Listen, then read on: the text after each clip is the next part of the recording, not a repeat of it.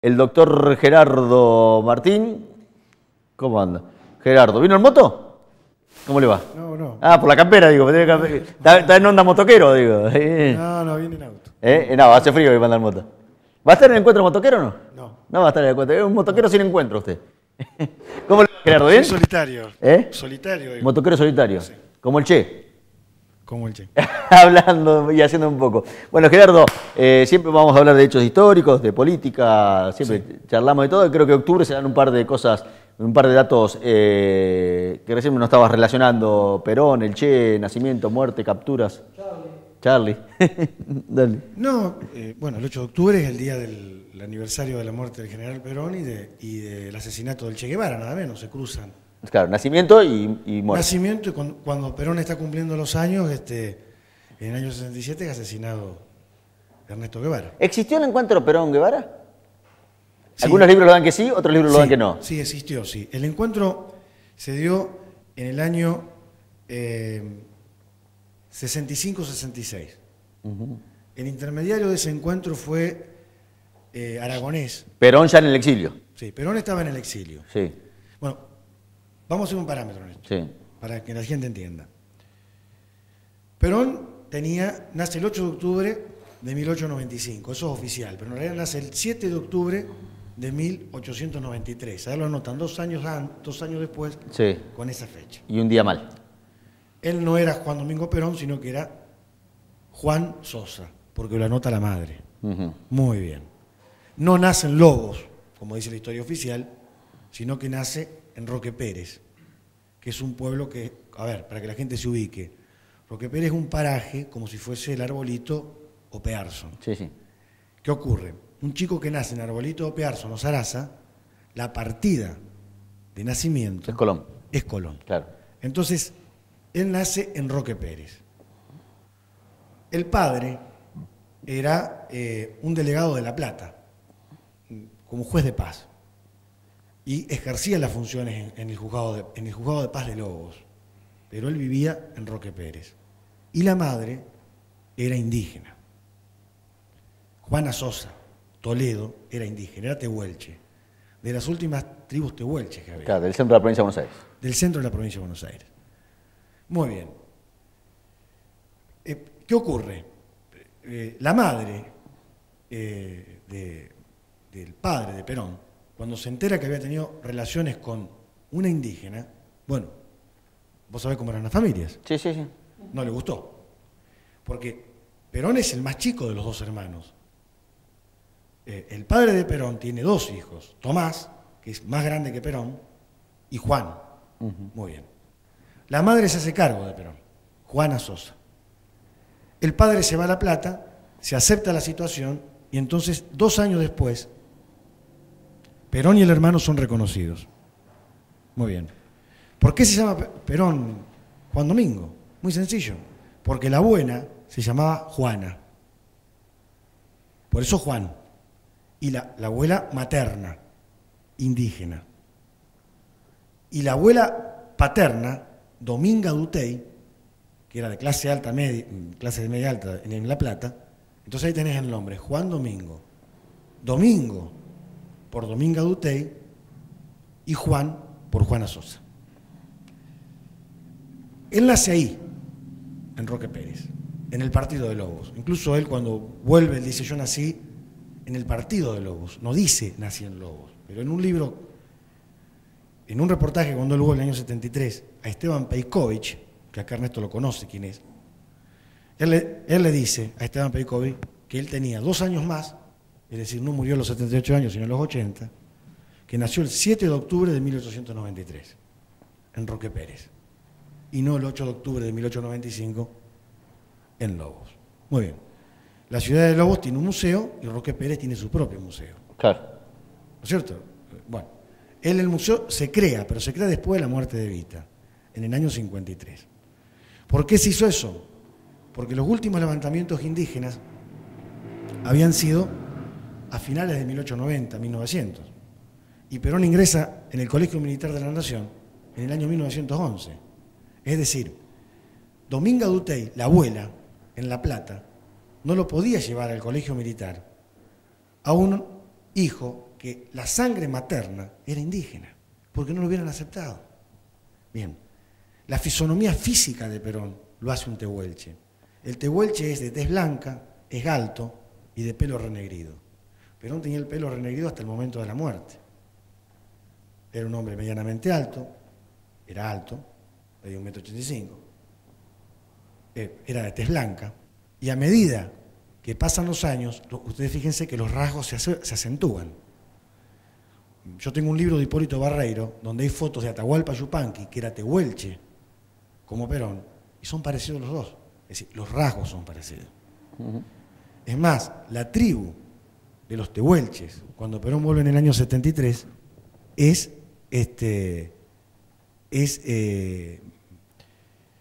lo reconoce como hijo de la tribu originaria, de la cual había venido Juana Sosa y Toledo. Cuando Perón está en el gobierno, el Che Guevara, cómo se entrecruzan las historias, era un pibe, porque el Che Guevara nace el 14 de junio de 1928 en Rosario. Es decir, era 30 años menor. Perón tenía 50 años y Guevara tenía 20. En el apogeo del peronismo. En Rosario después vivió en Córdoba. Después en Córdoba, pero claro. Primero nació en Rosario. Claro. Pero Guevara viene de una familia de clase alta. Guevara viene de una familia poderosa. La madre de la Serna era estanciera. El padre no era tan poderoso porque los Lynch venían en decadencia. El padre era arquitecto y la madre era estanciera, vasca estanciera.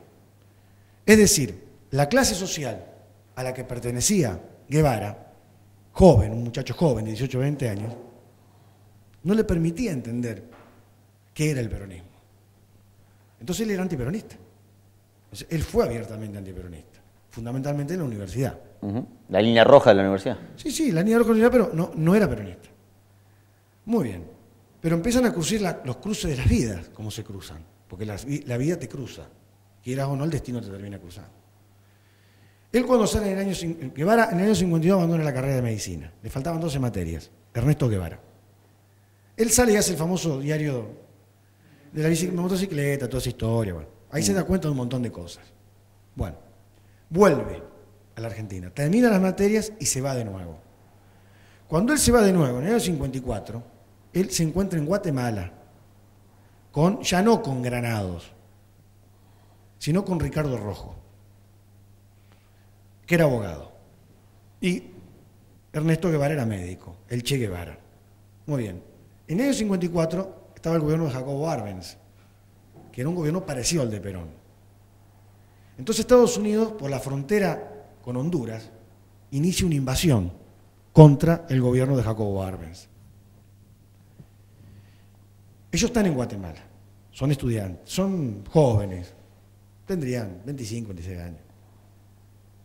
Entonces ellos ven que en el puerto de Guatemala, los barcos argentinos de guerra y los aviones Hércules argentinos bajaban mercadería y armamento para defender el gobierno de Jacobo Arbenz. Entonces en una conversación que tienen con Ricardo Rojo dice, nosotros somos los que estamos equivocados. Nos fuimos de la Argentina porque no creíamos en Perón. Y a este gobierno, que es de izquierda socialista, el único gobierno latinoamericano que lo está sosteniendo, porque Perón lo sostuvo a Arbenz hasta el final, es el gobierno argentino. Es nuestro gobierno. Ahí empezó el primer clic del joven Guevara con el peronismo. Muy bien. O a respetarlo, si vos querés. Se produce el golpe. El Che estaba en Guatemala.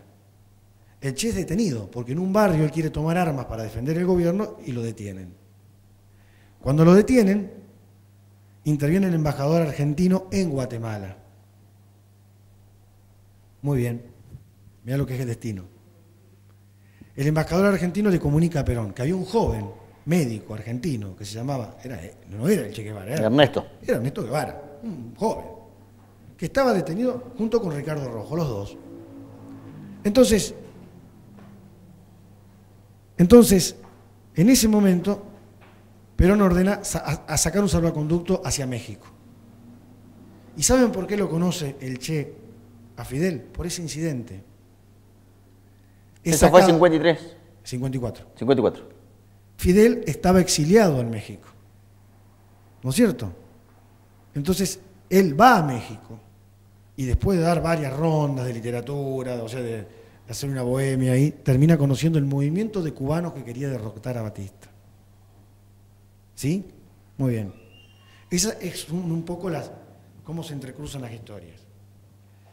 Después de eso viene la Revolución Cubana, Perón es derrocado en el 55, obviamente, se va al exilio, pasa por varios países y termina en España. Obviamente, el Guevara del año 48, aquel joven, muchacho, bohemio, lindo, elegante, hijo de... Bueno, en fin, toda esa historia no era el mismo. Muy bien. Guevara en el 64 emprende un trayecto que va por África, por Asia, por Europa, por todos lados. Cuando vuelve de vuelta, que va a volver al exilio, del exilio, que va a pasar y va a terminar en Cuba, para terminar en Bolivia, Guevara pide una entrevista con Perón, en España. La entrevista se hizo, pero la entrevista se mantuvo en secreto, ¿por qué? Porque Guevara se había ido de Cuba y había desaparecido del mundo, porque estaba preparado para volver, porque el Che Guevara vuelve a Cuba en la clandestinidad, para ir a Bolivia. No se podía saber que... Entonces ahí empezaron todos los pormenores. Lo mataron, lo asesinaron, Fidel lo asesinó. O sea, la presión mediática internacional para decir todos esos comentarios que hubo en ese momento. En ese contexto, él se entrevista con Perón. Muy bien. Aragonés tiene, digamos, ¿cómo podríamos decir? La tristeza y la alegría. Yo diría la alegría, ¿no? De haber sido partícipe de semejante reunión, nada menos que entre Juan Domingo Perón y Ernesto Che Guevara. Fue un puerta de hierro esa reunión. Aragonés después fue el embajador cubano en la Argentina, durante el gobierno de Perón en el 73, para que vea la persona que estamos hablando. La reunión se hizo. Muy bien. ¿En qué términos fue la reunión? Empezaron hablando de política, obviamente. Coincidieron, dicen todo, en la unidad sudamericana, en que el enemigo era el imperialismo, en que había que liberar a los pueblos, en que había que trabajar para los más pobres, para los trabajadores. Coincidieron en que la Unión Soviética, que Guevara tenía diferencias con la Unión Soviética, pero estaba diferenciado con el Partido Comunista Soviético, fundamentalmente, trataba a los países del este como Estados Unidos trata a los de América Latina. O sea, coincidieron en una tercera posición. En todo eso coincidieron. En lo que no coincidieron eran a lo mejor en los métodos. Guevara creía que con un foco se podría forzar una revolución. Perón creía que eso podía servir, pero que no era definitivo. De hecho, Perón apoyaba a los montoneros, pero no era la decisión final esa, había que hacer otras cosas. Bueno, muy bien. Aragonés no intervino en la reunión, él escuchó la reunión. Ahora bien, Perón le preguntó a Guevara, ¿qué va a hacer usted? El encuentro fue muy emocionante. Le dijo dónde iba a ir a Bolivia. Muy bien. Perón conocía Bolivia. Esa zona que él iba a ir, él la había recorrido como militar, porque le había tocado hacerla en el año 30-35, como militar. Y le dijo, esa zona es selvática, es muy peligrosa, hay grandes inundaciones, grandes ríos, es muy complicada, es la zona sur de Bolivia. Perón tenía 70 años y el Che tenía 38. En una palabra, Aragonés se dio cuenta que Perón le dijo no vaya. Lo trató de proteger, porque es una locura. Bueno, él insistió en que le preguntó los pertrechos que tenía, las condiciones militares que tenía, porque Perón era militar. Bueno, muy bien. En ese contexto se dieron la mano. ¿Y sabe lo que le dijo Perón? Cuídese. Pero piense lo que le dije. Se lo digo ya no como militar. No alcanzó a decirle como padre, pero cuidado con eso. Bueno, los hechos se produjeron como se produjeron, ¿no es cierto? Si hablamos de la muerte del Che, 8 de octubre, ¿cómo se producen los hechos? Es decir, Guevara tenía un carácter temerario. El día 7 de octubre se produce un enfrentamiento cerca de esa zona, para que la gente se ubique. La higuera donde lo matan al Che es un pueblito como arbolito en el medio del campo. No tiene ruta, no tiene nada. La noche anterior había existido un combate, es decir, ya lo tenían identificado. Se sabía que estaba ahí. Entonces, cualquier ejército, y esto no lo digo yo, lo dice Fidel Castro, o cualquier general lo va a decir, ¿dónde se va a apoltronar? En el pueblo, en el poblado más cerca. Es decir, el ejército estaba ahí. Y él sale rumbo al ejército, a la mañana temprano, por el camino. Una guerrilla no se puede mover así, se tiene que mover por los costados de noche.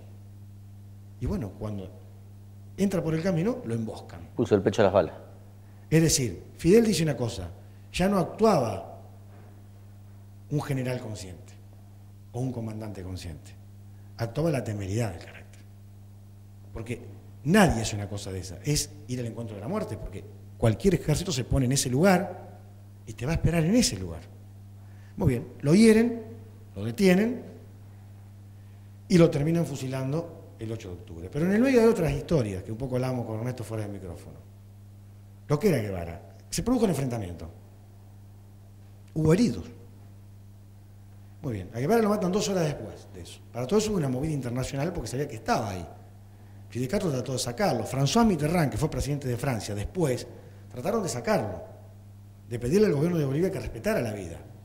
La orden del asesinato la dio directamente a Estados Unidos, a través de la CIA. Obviamente la ejecutó Mario Terano Tuño, que fue el matador de Guevara. El matador de Guevara es el matador, puede haber sido cualquiera. Sí, sí. Lo que vale es quien dio la orden. Eso es lo que vale. Muy bien. Ahora, hubo heridos. Ahí está cuando lo detienen. En ese momento que lo detienen a Guevara, esa imagen, ahí está cuando lo detienen. En ese momento cuando lo detienen a Guevara, hubo heridos. Y él escuchaba que los heridos gritaban y lloraban. Y eran enemigos, eran heridos que eran enemigos de él, que habían combatido con él hace un rato, o soldados, estamos diciendo. Entonces él le pide, dice, ¿puedo ayudarlos? Y de 10 heridos, para decir así, él como médico salvó 5 o 6, de los que había combatido con él. Porque tenía ética. La ética que tiene que tener un caballero y un político. Ya está, la batalla se dio. Y esa gente que él salvó, como médico lo salvó, ya, sabiendo que lo podían matar, esa gente se volvió toda guevarista. Porque tranquilamente dice, no entendemos nada. O sea, esa conducta Guevara la mantuvo hasta el final de su vida. Y es la conducta que lo pone en un pedestal de la historia, en un lugar muy alto de la historia. Y con respecto a Perón, que recién hablábamos de esto por afuera, también hay una nota muy importante en el derrocamiento, porque el vicepresidente Tesaire dice barbaridades de Perón. Y cuando le dicen a Perón, cuando le dicen lo que ha dicho Tesaire, dijo, yo lo entiendo, pobre, tiene que mantener una familia. Es toda una definición. Entonces, nosotros lo que hemos perdido acá, la conclusión de todos los grandes hombres, es la compostura. Y se fueron 2 grandes tipos, y fueron 2 tipos que, no de gusto, marcan la historia sudamericana y mundial. No solamente sudamericana. Sí, sí. Ojo, Si bien con lo del Che surgió un espectro marketinero, pero existen imágenes del Che en la remera de los jóvenes de todo el mundo, digamos. Sobre todo después de la vuelta en Sudáfrica, Mandela, y en esa época hay mucho europeo que lo reconoce por esa tarea y se empieza a utilizar. Por ahí alguno cree que hay mucho más marketing que No. idea revolucionaria real en un alemán que se pone una remera del Che, pero qué sé yo. No, lo que hay que rescatar de Guevara, y lo que hay que rescatar de Guevara es una cosa. No es la hombría de cómo muere, porque el capitán de Gran Schiff, que era alemán, en la Segunda Guerra Mundial, del ejército nazi, del ejército alemán, también murió heroicamente. Mirá, hay una discusión entre Osvaldo Soriano, un gran escritor, Ernesto lo conoció, literariamente me refiero, no sé si lo conociste personalmente. Bueno, Osvaldo Soriano un día lo lleva Grondona a dar un reportaje. Le dice, yo lo admiro al Che por la forma en que murió, es decir, por la valentía en que murió. Guevara terminó diciéndole a Utuño antes de matarlo, apunte bien porque usted va a matar a un hombre. Y Soriano le dijo, no, yo no lo admiro a Guevara en cómo murió. Yo lo admiro en cómo vivió. Porque también hubo grandes generales genocidas que murieron valientemente y convencidos de lo que habían hecho. ¿Está claro? Esa es la diferencia. Claro que fue un valiente en cómo enfrentó la muerte. Y tuvo una conducta. Pero lo que hay que admirar tanto de Guevara o de Perón es cómo vivieron y lo que hicieron. Y la muerte es una circunstancia, como el nacimiento. El nacimiento es una circunstancia. Y la muerte también. Podés morir en un accidente de tránsito, en la esquina, un infarto, no sé, cualquier cosa, una enfermedad. La muerte es una circunstancia, el nacimiento también. Lo que vale es cómo uno vive, y cómo uno piensa, y cómo uno actúa. Eso es lo que vale en la vida. Y el juzgamiento es desde ese lado. Y ninguno de los dos puede ser juzgado mal. Mirá, ninguno de los dos puede ser juzgado por haber traicionado a sus pueblos. Porque los dos trabajaron por sus pueblos. No por los pueblos cubanos o argentinos. Con errores y aciertos. Sí, pero trabajaron por sus pueblos. Nadie de los dos puede decir que fueron acusados de, no de vender algo, sino de no pensar sus propios países, de no razonar sus propios países, de no internalizarse en sus propios países. Si bien el último Perón, por ahí uno le puede reprochar su habilitarle poder al brujo, a López Rega y demás. Pero eso es otra historia, pero López Rega no tenía poder. Eso es para que yo te voy a decir una cosa. Sí. Acá hay un desconocimiento total de las biografías. López Rega no tenía ningún poder. Hasta el 70 y pico. No. Hasta el final no tenía poder. Hasta las últimas reuniones no tenía poder. Eso es desconocer todo. Porque las reuniones que se hacían eran en la casa de Benítez, ministro de Tayana, de Cosio y demás. Ese tema, eso es te digo la verdad, es una estupidez. Porque eso está probado. López Rega estaba y era llevador y traidor de café, nada más que eso. Sí, le sobaba los pies a Perón en Puerto Rico. Yo lo que te digo es, las decisiones políticas, sí. Las decisiones políticas. Y las simbólicas más que nada que las políticas. Mirá, la decisión de expulsar a los chicos de la plaza, por ejemplo, de Perón, con López Rega parado a la derecha. Pero eso ya era el final. Por eso digo. Pero eso ya estamos hablando. Sí, pero espérate. Sí. Expulsar a los chicos de la plaza, ¿en qué contexto? Sí. En un contexto donde vos le estás diciendo a tu general, ¿qué pasa general que está lleno de gorila el gobierno popular? ¿Dónde estaban los gorilas? ¿Tayana era gorila? ¿Benítez era gorila? ¿Por qué? Porque estaba López Rega. No. En el mismo momento que ocurría eso, Perón rompió el bloqueo con Estados Unidos en Cuba. Eso es lo que vale. Claro. Y se lo dice claramente a Obeid, que era jefe de la Juventud Montonera de Santa Fe. Le dice, mientras ustedes fueron a gritarme en contra, el gobierno argentino con Bergelber le está mandando camiones, ambulancias y autos al gobierno de Cuba cercado por Estados Unidos.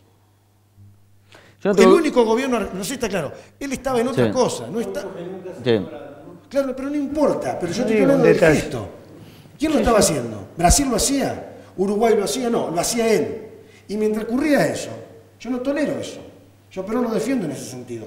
Lo que tiene que reconocer en ese momento Montoneros es que se mandaron una macana a partir de la muerte de Rucci. Claro. A partir de la muerte de Rucci, ellos se mandaron una macana muy grande.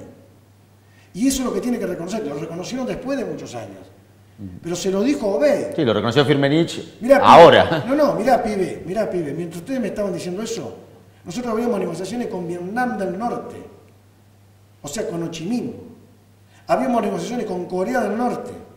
Iniciamos negociaciones con la Unión Soviética. Que hacía 40 años que nos iniciaban, desde el año 54. No. Perón se movía en otro nivel.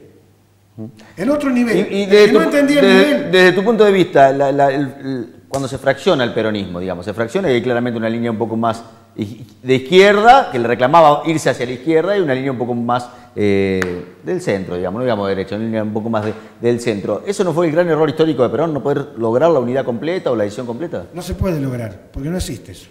Pero ¿cómo trataba él de decir somos todos peronistas? Y bueno, es que es así. Hasta el día de hoy son todos peronistas y hay algunos conservadores y otros no. No. Porque los que eran conservadores, y acá Ernesto puede decirlo porque lo vivió esa época. Lo que se decía que era la supuestamente derecha peronista, o los comunistas que eran conservadores. Sí. Vamos a poner las cosas. ¿A Menem dónde lo pones, por ejemplo? ¿Dónde lo pondrías en ese momento? Perdón. Y de mentirme, yo digo lo que digo es que es mentira. Los que se decían conservadores, mira, Rucci estaba considerado por la izquierda peronista un burócrata. Muy bien. Rucci debate con Tosco, en un famoso debate que se llama Las Dos Campanas, ¿no es cierto? Sí. Que lo conducía Gerardo Sofovich. ¿No es cierto? Se enfrentaron los dos jefes de las dos CGT. Uno de la CGT de Córdoba, un hombre admirable, como Agustín Tosco, que era marxista, pero no pertenecía al Partido Comunista, y Rucci, que pertenecía supuestamente a la burocracia sindical. Bueno, muy bien. Se debate. Si vos lees lo que dice Rucci hoy, sin ver lo que dice Tosco, está a la izquierda del kirchnerismo. O sea, esa era la burocracia sindical. ¿Qué pasa? Que Tosco estaba en otro planteo. Mucho más Claro, exactamente. puntualizado. Eso hay que saberlo. Eso hay que conocerlo. Rucci no era Lescano, ni Pedraza. Entonces, hay que poner las cosas en su contexto y primero hay que apelar a la lectura. ¿Me deja hacer un resumen desde el llano y desde el desconocimiento? No tengo. Esa fractura era más que todo, me parece que era una sed de poder de los dos lugares que aprovechan la debilidad de la senilitud ya de un hombre viejo muy gastado y ven el momento de romper filas. Me parece que es así, para mí. Yo, mira, te voy a decir la verdad, yo creo que en todos lugares hay santos y buena gente. ¿Está claro? Santos y buena gente. Me sonó la frase, me retumba la frase a la cabeza, pero después la analizamos, si querés. Dale. Santos y buena gente quise decir. O diablos y buena gente. Diablos y buena gente. Bueno, digo. Santos y diablos. Digo, Santos y diablos. No. Me retumbaba, digo, ¿por dónde viene? No. Santos y mala gente. Claro. Santos y mala gente. Casi me meto en el barro al pedo. Y demonios, claro, y demonios. Santos y demonios. Sí. Santos y demonios. Sí. Bueno, eso está claro. Ahora bien, en todo movimiento existe eso. De gente que se aprovecha de la situación. ¿Y quiénes son los, claro, quiénes son los que quedan? Quedan los que verdaderamente son leales, los que reconocen los errores. El asesinato de Rucci fue un error, porque si tu comandante, que en ese caso era Perón, te dice, los necesito ustedes como jóvenes para las universidades, para movilizar las fábricas, pero lo necesito a Rucci para que me contenga el movimiento sindical, para que me haga el acuerdo social, y somos todos. Ahí está el punto. Y hay un detalle. López Rega sí es un elemento extraño. ¿Por qué? Porque cuando fue el tema de Seiza, en el 20 de junio del 73, cuando Perón vuelve, Sí. ese incidente no existía si López Rega no estaba, porque ya se había acordado entre Lorenzo Miguel, que era un burócrata sindical, que no era comunista, que no era marxista, pero que tenía códigos, y Juan Manuel Abal Medina. El acuerdo se hizo entre Juan Manuel Abal Medina, el padre de Abal Medina, que está ahora en el gobierno, que está en México, el colega abogado, ex marido de Nilda Garré, actual ministra, secretaria de Estado, no sé qué ahora, Nilda Garré, y, ¿cómo es que se llama? Y Lorenzo Miguel. ¿Qué ocurrió? El manejo del palco se lo dieron a Osinde, que era un hombre de López Rega, y Osinde era un tipo de la CIA, que no le importaba ni una cosa ni la otra. Yo creo que en el peronismo se mezclaron generaciones. La generación que lo admiró a Perón en el 60 es obvio, no es la que lo llevó al poder en el 40. Y los celos existían. Si Perón vuelve por la fuerza del movimiento sindical o por la fuerza del movimiento juvenil. En realidad Perón vuelve por todo. Vuelve por la fuerza del movimiento sindical, que hizo una resistencia tremenda en los primeros años 55, 56, 57, 58, cuando estos pibes no habían nacido o eran chicos, y termina volviendo con la fuerza de la juventud entre el 69 y el 73. En el 9 pasó el Cordobazo, el Tucumanazo, el Vivarazo, el Rosariazo, en fin, todos los grandes movimientos, pero vuelve por todo. Y la explicación de eso es que Perón gana con el 62% de los votos. Y nunca más un dirigente en la Argentina sacó ese porcentaje, porque vamos a ubicarlos a la gente que nos está escuchando. Perón sacó en el año 1973 7.500.000 votos, con una población... 73, 73. Después de Cámpora. Saca 7.500.000 votos. Muy bien. Con una población de 20 millones de habitantes. Saca el 62% de los votos. Gana en todas las provincias y pierde en capital. A mano de la Rúa. Donde el candidato era un conservador, Sánchez Sorongo. Él jugó un conservador ahí, para pelear capital. Muy bien. El único lugar que él pierde es Capital Federal. Muy bien. Alfonsín, 10 años después, en el año 83, con una población de entre 28 y 30 millones de habitantes, saca 7.500.000 votos. Saca el 52% de los votos. O sea, lo que logró Perón, mantener, él se fue en el 52 con el 62% y volvió en el 63, con el 62%, estando en la resistencia. Porque en el 52 podés decir estaba en el gobierno. Pero es más meritorio lo que hizo en el 73. Es decir, lo votaron todos. Cruzó todas las clases sociales. Bueno, eso había que interpretarlo. Si vos no lo interpretabas, no entendías el peronismo. ¿Y el peronismo hoy? Antes de irnos. Te la dejo para la próxima,